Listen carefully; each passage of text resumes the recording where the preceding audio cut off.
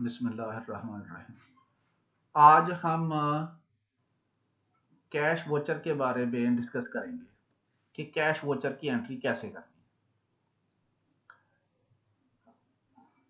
Left side में जो menu आ रहा है, इसमें आप देखें अकाउंट्स के नाम से एक टैग है, वो अकाउंट्स वोचर भी लिखा हुआ है।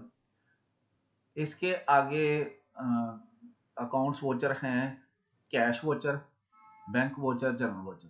अच्छा, कैश वोचर पे अगर हम क्लिक करें तो हमारे पास चार ऑप्शन सामने आते हैं, कैश रसीद और कैश पेमेंट। बेसिकली कैश में दो तरह के वोचर होते हैं, कैश रसीद और कैश पेमेंट। इनकी आगे एडिटेड है, एडेड कैश रसीद और एडेड कैश पेमेंट। हम पहले एंट्री देखते हैं कि कैश रसीद की कैसे एंट्री है। कैश रसीद बेसिकली क्या है, आमतौर पे जो कैश जिसे कैश इन हैंड भी कहा जाता है, या आपके दराज का जो कैश है उस कैश की जो एंट्री होती है उसको हम कैश रसीद या कैश पेमेंट कहते हैं। कैश रसीद का मतलब ये है कि हमें किसी की तरफ से कंपनी में कैश आया है, ठीक है। ये यहाँ नेक्स्ट हमें वोचर नंबर देगा, ठीक है। ये मतलब डेट दे देगा, जो आप इसको चेंज भी कर सकते हैं, ठीक है। टैब प्रेस करें तो आगे नेक्स्ट ऑप्शन पे चला जाएगा। अच्छा, डेट से आगे हमने टैब प्रेस किया तो वो कोड पे आ गया कि हमने किससे कैश रिसीव किया। यहाँ पे एडवांस सर्च की टाइप लगी हुई है, तो अगर आप ए प्रेस करते हैं तो लिस्ट आ जाएगी, कोई बी प्रेस करते हैं, यहाँ हमने उस कंपनी का नाम लिखना है जहाँ से हमने कैश रिसीव किया, ठीक है। सपोज ये एबीसी पार्टी है, ठीक है। इस पे आए तो हमें कोड आ गया। इसी तरह डिफरेंट जिस भी कोड पे जाएंगे उसका जिस भी पार्टी या अकाउंट हेड पे जाएंगे तो उसका कोड आ जाएगा। अच्छा, ये हम एबीसी पार्टी को सिलेक्ट करते हैं, ठीक है। ये सिलेक्ट कर लिया, बाय डिफॉल्ट डिस्क्रिप्शन इसकी कैश रिसीव आ जाएगी। यहाँ हम देख सकते हैं कि किस बंदे से मतलब कौन सा बंदा फिजिकली कैश दे के गया या कुछ हमारा लेके आया। इस तरह की डिटेल आपने लिखनी है तो लिख दें, अदरवाइज कैश रसीद ही काफी। आगे यहाँ रसीद लिखा हुआ है कि कितनी, यानी कैश रसीद है बेसिकली, कि कितनी अमाउंट हमें रिसीव हुई है, कितना कैश है। सपोज हम कहते हैं कि 25,000 अमाउंट है, ठीक है। टैब प्रेस करेंगे और सेव पे चला जाएगा, ठीक है। यहाँ पे आप स्पेस बार प्रेस कर दें या माउस पे क्लिक करें, ठीक है, तो वो एंट्री सेव हो जाएगी, ठीक है। वो सेव होके ऊपर आ जाएगी, नीचे वाला हमारी वो बार दोबारा खाली हो जाएगी जो हमने कैश रिसीट की एंट्री है। अच्छा, इसी तरह इसमें और भी लोगों से कैश आया हो सकता है, ठीक है। फिर हम या डाउन एरो की प्रेस करें तब भी ये लिस्ट आ जाएगी, ठीक है। सपोज हमने मतलब बैंक से पैसे निकलवाए हैं कुछ, ठीक है। बैंक अकाउंट नंबर हम यहाँ दे देंगे जहाँ से। अच्छा, इसमें एक रिक्वेस्ट है, ये देखना कि जो बैंक बेसिकली जो बैंक ट्रांजेक्शन होती है ना, कि बैंक रसीद या पेमेंट, हम वो उसको कहते हैं जो क्रॉस चेक हो गया होता है, ठीक है, या आया होता है, जिसमें कैश इन्वॉल्व नहीं होता। आपके दराज का कैश ना कम होता है ना ज्यादा होता है। जो बैंक से हम कैश रिसीव करवाते हैं कि जैसे सेल्फ का चेक है वो भेज के या एटीएम के थ्रू जब हम कैश रिसीव करते हैं ना, मतलब बैंक से, तो वो बैंक रसीद या मतलब बैंक पेमेंट नहीं बनती, वो कैश रसीद ही बनती है। कि बेसिकली कैश का मतलब ये है कि मेरे दराज का या अकाउंटेंट के दराज का जो कैश है ना, वो इजाफा हुआ, उसमें कैश आया, ठीक है। तो वो हम यहाँ से 50,000 ये सपोज करते हैं, ठीक है। ये यहाँ स्पेस बार प्रेस कर दें, सेव पे या क्लिक कर दें, ये दूसरी एंट्री भी हो, ठीक है। ये कैश कहीं से भी कैश आया हो सकता है। इसमें एक दो चीजें हैं कि यहाँ हम जैसे कुछ अकाउंट्स हैं जिनमें कैश नहीं हो सकता, कैश की एंट्री नहीं हो सकती। मसलन जो ना स्टॉक एंड स्टोर का कोड है कि स्टॉक एंड स्टोर से तो कैश नहीं हम ले सकते, कैश तो किसी पार्टी से आएगा, ठीक है, किसी से एडवांस आएगा, कोई इन्वेस्टमेंट आएगी, इस तरह की चीज़ें होती हैं। तो जो इस तरह के कोड है ना, स्टॉक एंड स्टोर वगैरह के कोड, उनसे तो ज़ाहिर कैश नहीं आ सकता, वो यहाँ आप कोड सॉफ्टवेयर एक्सेप्ट भी नहीं करेगा और देंगे। अच्छा, ये जैसे हम सारी एंट्री कर देंगे, ठीक है, ये हमारे पास एंट्री सेव तो हो गई है, ठीक है, डमी एक तरह से फाइल में पड़ी है जब तक हम इसको पोस्ट नहीं करते, ठीक है। अच्छा, ये अगर हम क्लोज भी कर दें, दोबारा टैब खोलें, तो वही एंट्रियां जो हमने की थी, ठीक है, वही आ जाएगी। अच्छा, इसमें ये भी एक रिक्वेस्ट है कि जितने यूजर होंगे ना, हर यूजर की अलग अलग एंट्री से सेव होगी, ठीक है, और वो मेन अकाउंट्स में नहीं जाएगी जब तक हम पोस्ट नहीं करते, ठीक है। अच्छा, इसी हम वोचर को पोस्ट एंड प्रिंट पे क्लिक करते हैं, वो हमें पूछेगा are you sure want to post voucher, आगे वोचर नंबर देगा, ठीक है, आप ओके करें तो आपका ये वोचर ना पोस्ट हो जाएगा। अच्छा, वोचर पोस्ट होने के साथ पोस्ट एंड मतलब प्रिंट की ऑप्शन देता है, और इधर से हमें वो पूछता है कि इसको रीसेट कर लें, ठीक है।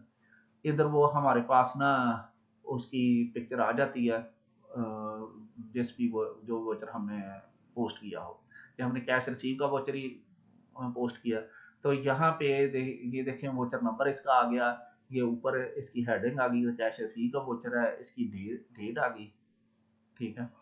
अच्छा, ये जहाँ पे एबीसी पार्टी जैसे हमने कैश रिसीव किया था, और ये बैंक अकाउंट नंबर जैसे हमने कैश रिसीव किया था, इसका कोड आ गया। अच्छा, ये जो वोचर है ना, कैश रिसीट और कैश पेमेंट है, इसमें सिंगल सिंगल एंट्री आएगी। दूसरी अंडरस्टूड बात है कि एबीसी पार्टी से कैश ही आया है, क्योंकि सिंगल कैश है। इसमें डबल भी हो सकती है उस सूरत में जब अगर आप जो ना कंट्रोल पैनल में जाके मल्टी कैशियर का सिस्टम यूज करें, जैसे मसलन किसी एक मिल में या फैक्ट्री में ऐसे है कि एक हेड ऑफिस में कैशियर बैठा हुआ है, एक मिल में बैठा हुआ, सारा सिस्टम एक ही चल रहा है, तो मल्टी कैशियर जो ना अगर हूँ, तो फिर आपको खुद बताना पड़ता है कि कैश रिसीव आया तो किसके पास कैश आया, या कैश पेमेंट हुई तो किसके पास कैश कैश गया। फिर आप यहाँ पे जैसे कैश रिसीव में हम सिंगल एंट्री कर रहे हैं कि किससे कैश आया, ठीक है।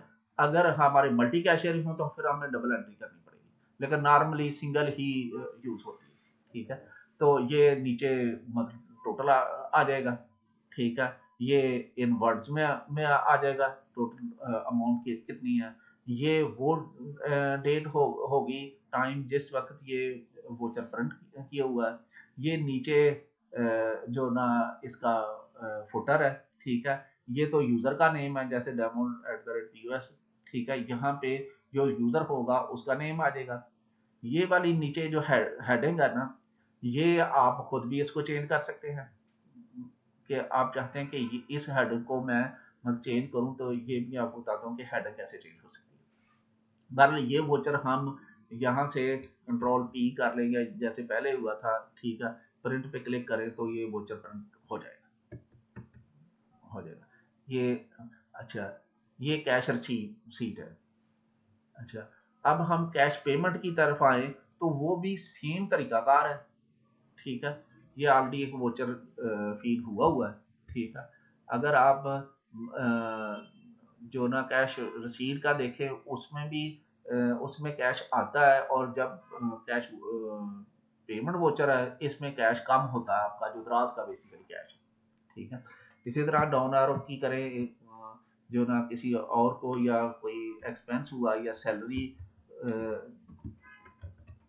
वो स्टाफ सैलरी है, ठीक है, हमने फर्ज करे जो ना 60,000 स्टाफ सैलरी दी की मद में दी है, ठीक है। यहाँ बंदे का आप नाम भी लिख सकते हैं कि किसको को दी है, जैसे आबिद हुसैन, ठीक है, इसको आपने ये 60,000 जो ना स्टाफ सैलरी के बाद में पैसे दिए, ठीक है, ये आपका एक्सपेंस हो गया, ठीक है। तो इसी तरह ये आप एंट्री करते जाएंगे, जब पूरी दिन की एंट्री हो जाए, आप मोर देन वन वोचर में भी एंट्री कर सकते हैं, ठीक है, एक एक एंट्री भी कर सकते हैं, और एक ही वोचर में दिन की सारी कैश रिसीव की या कैश पेमेंट की यानी अलग अलग कैश रिसीट की कैश रिसीट में, कैश पेमेंट की कैश पेमेंट में एंट्रियाँ भी कर सकते हैं। इसी तरह इसको भी हम ये पोस्ट एंड प्रिंट पे क्लिक करेंगे तो ये जो ना वोचर पोस्ट हो जाएगा। ठीक है, ये उसी तरह जो ना वोचर ये सामने आ जाएगा। इधर से वो रीसेट पूछेगा कि रीसेट कर दें, ये इसके हमारे सामने कैश पेमेंट का वोचर आ गया। वही सारी चीज़ें। ठीक है, तो ये था जी कैश वोचर जो हमने यहाँ से लिया था, कैश रिसीट और पेमेंट। अब इसके बारे में थोड़ा सा बता दूं कि एडिटिंग बेसिकली यही अकाउंट है कि सपोज कैश रिसीट है, हमारे से कोई गलती हो गई है तो उसको चेंज करने के लिए हम एडिट कैश रिसीट करते हैं। अच्छा, अब पहले अगर वोचर में देखें तो पहले वहाँ वोचर नंबर आता था, अब यहाँ डेट आ रही है। पहले हमें जो हमने एडिट करना, पहले हमें पता होना चाहिए कि कौन सा वोचर है, उसकी क्या डेट। ठीक है, जिसको हम एडिट करना चाह रहे हैं। ठीक है, जैसे ये एंट्री हुई हुई है एडवांस, तो हम जो आज की एंट्री है जो 16/11/22,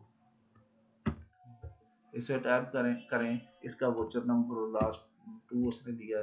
ठीक है, ये वोचर नंबर हाँ 1 दिया। तो ये सारा वोचर जो हमने फीड किया था, देखें हमने पहली 2 एंट्री की थी, तीसरी कंप्यूटर ने खुद उसकी एंट्री कर दी। ठीक है, तो ये बेसिकली पूरा हमारे सामने वोचर है। इसको अगर हमने चेंज करना है, यहाँ भी लिखा हुआ है कि both sides debit and credit should be equal, कि हम यहाँ हम एडिट करते हैं ना एक साइड पे, तो हमें दूसरी साइड पे भी चेंज करनी पड़ेगी। सपोज ये जो ना 25,000 है, सपोज हम कहते हैं गलती से लिखा गया, हम ये कहते हैं कि ये 20,000 था। ठीक है, इसको सेव कर देंगे। अब ये इधर 70,000 आ गया, इधर 75,000 है। इसको भी चेंज करेंगे, ज़ाहिर है जो कैश मेरे पास आया था वो फिर 70,000 था। यहाँ से जो एडिट सामने नजर आता है उस पर क्लिक करें तो सेव का ऑप्शन दे देता है, सेव पे क्लिक करें। ठीक है, तो वो सेव कर देता है। ये तरीकाकार है बेसिकली एडिटिंग का। ठीक है, अगर कोई एंट्री आपने डिलीट करनी है, जो डेल पे क्लिक करेंगे तो आपसे ऑप्शन पूछेगा डिलीट करनी है, आप ओके करते हैं तो एंट्री डिलीट हो जाएगी। ठीक है, लेकिन इस एडिटिंग को आपने खुद मैनुअल बराबर करना है, दोनों दोनों साइड। ठीक है, तो ये यही तरीका, यहाँ से आप वोचर प्रिंट भी कर सकते हैं। ठीक है, इसी तरह जो ना कैश पेमेंट का वोचर है कि उसकी भी जो एंट्री हुई होंगी उसका आप डेट देंगे, उसका वोचर नंबर देंगे, सामने आ जाएगा, उसको आप डिलीट कर सकते हैं, एडिट कर सकते हैं। यहाँ तो एक एक लाइन है, अगर आप पूरा वोचर डिलीट करना चाहें तो ये डिलीट वोचर पे क्लिक करें। ठीक है, आपसे ये पूछेगा, अगर आप ओके कर देंगे तो वोचर डिलीट हो जाएगा। ये मैं कैंसिल कर दूँ। ये था जी कैश वोचर, कैश रसीट और कैश पेमेंट का। ओके जी, अल्लाह हाफिज़।